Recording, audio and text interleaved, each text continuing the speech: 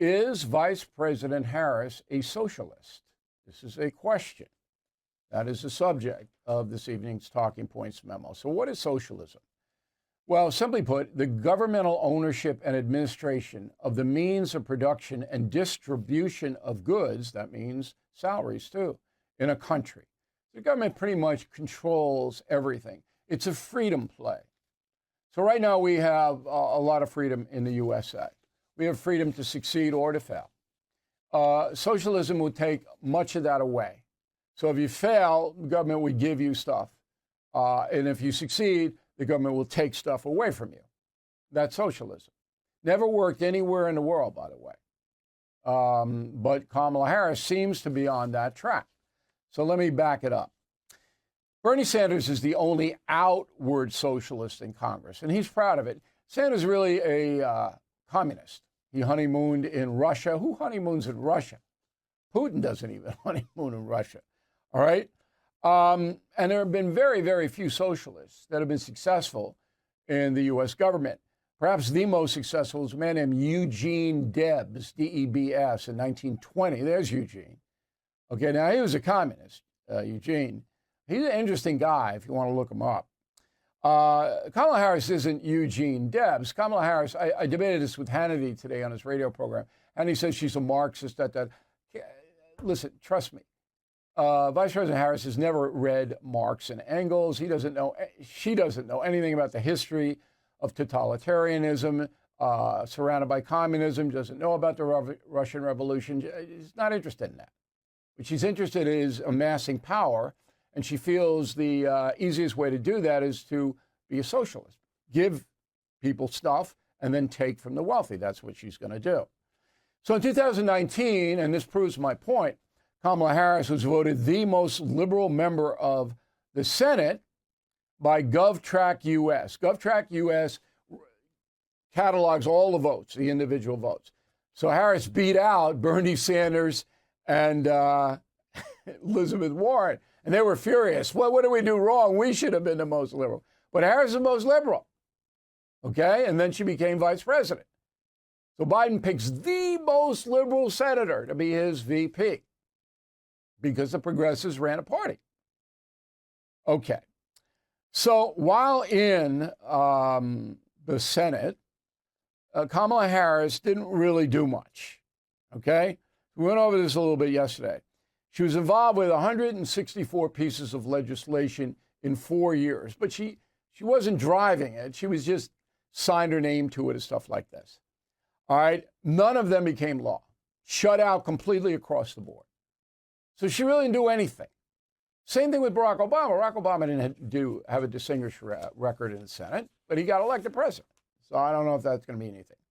While in the Senate, however, Kamala Harris went on the record with a lot of things that she wants, that she supports. Let's run them down. Guaranteed income paid by the federal government. Free money.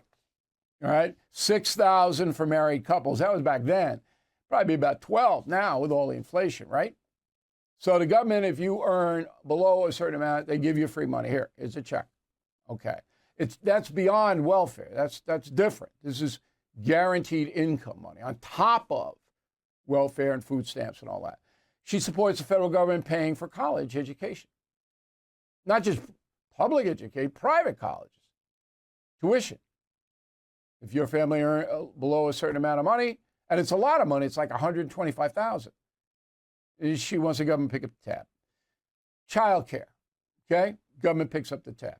Health care, government runs it, picks up the tab, all right? When a baby is born, caregivers, because we don't believe in marriage or parents anymore, caregivers get up to 6 months of paid time off, okay? So that would bankrupt most companies right there, all right? But she doesn't want companies. She wants the government to run all the private enterprises. And then there is the Bernie Sanders Medicare for All Act of 2019. I love this. So Bernie, he wants the government to control healthcare. He doesn't want any private insurance companies, healthcare companies. So wipe them off the face of the earth. Kamala co-sponsors that bill. Here's what the bill says, quote, every individual as a resident of the United States will be entitled to benefits for comprehensive health care services will get a Medicare for All card they can use to receive health care they need. And that includes abortion service, that includes birth control, everything. And not only every resident, but Kamala has upped it to everyone in the United States, not just resident. Now, it's every foreign national that snuck in here gets it too. Everybody gets the card. Now, that puts private health insurance companies out of business. If you're very wealthy, you could hire a private doctor, of course. But done. Now, if you want to compare, you go to Canada, and if you need a knee replacement in Canada, maybe a year and a half you wait, maybe longer. So the Canadians come here, and they pay for it out of their pocket. Because they're in pain, they got a bad knee, and they can't get it up there. England, the same thing. Every kind of government with socialistic medicine, you have no rights at all. None. You wait there, you do what you're told. Kamala wants it. Okay. Now, that act, by the way, the Medicare Act 2019, that failed. Nobody's going to do that. That's so crazy. But now it's not so crazy. Things have changed. Kamala Harris wants to control rent. So if you own a building or a house, you rent it out, she's going to tell you how much you can get. All right? She has not called for a wealth tax. That's the only socialistic thing she hasn't done. But she wants 70, 80% top tax rate. So anyway, look, I told Hannity on a radio show today, he's run down a litany of stuff that Kamala Harris did in San Francisco and California and all. Okay, fine. You want to do that. But most people aren't going to pay attention to that unless they're zealots. What they will pay attention to is personal freedom. And that's really what you're voting about in November. So the left says, well, if Trump gets elected, he's going to be a dictator. He's going to take away the Constitution. You heard it all. All right? And some people buy it.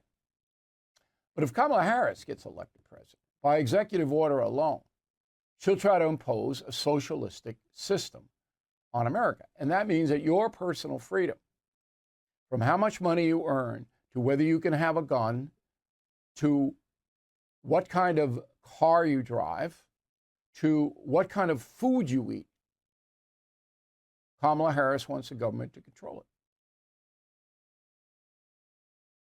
That's what she wants. So if the Trump campaign figures this out, they run on that. She's a socialist. Again, she'll deny being a socialist, but everything I just told you for the last 9 minutes and 29 seconds is fact.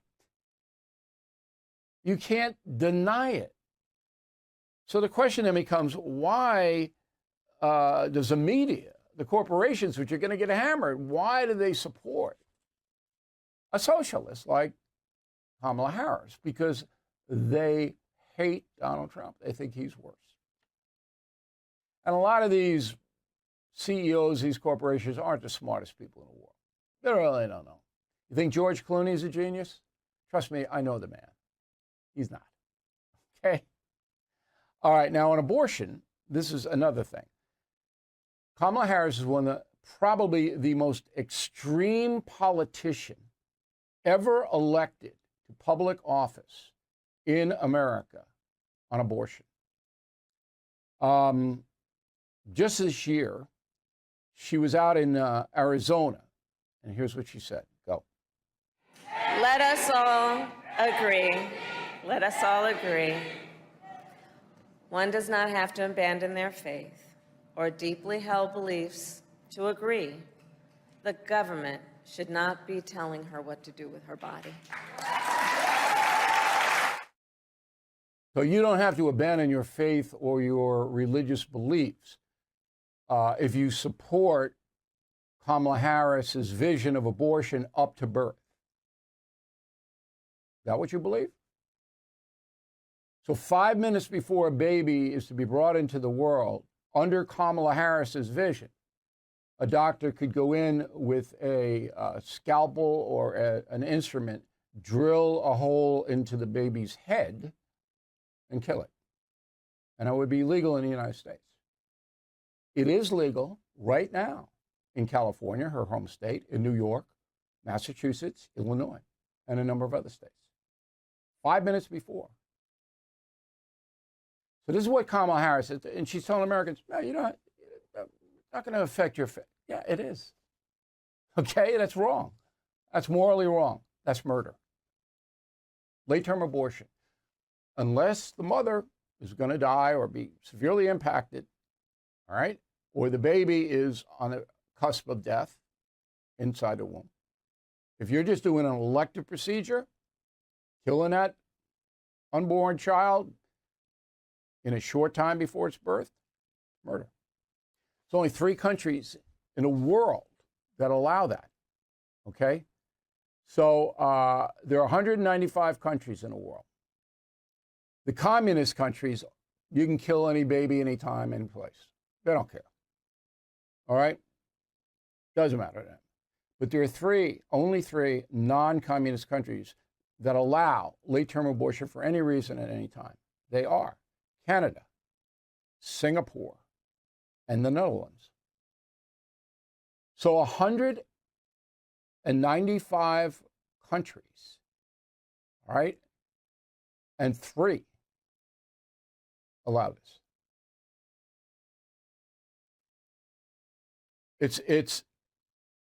It's so barbaric, I can't even describe it with words. Okay. Now, if you criticize Kamala Harris for any of the things I've just told you, you're a racist.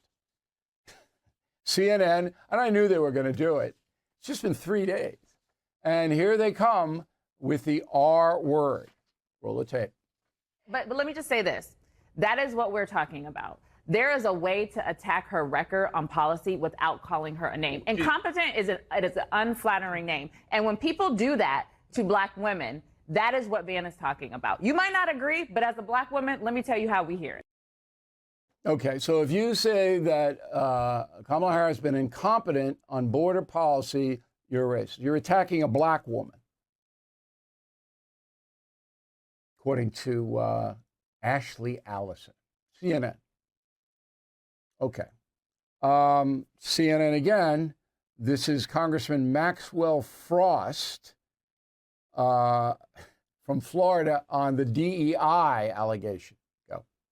This is a right-wing campaign that's going to be racist, misogynistic against the vice president, but we're going to stand on the issues and what really matters. It's the fact that she is qualified.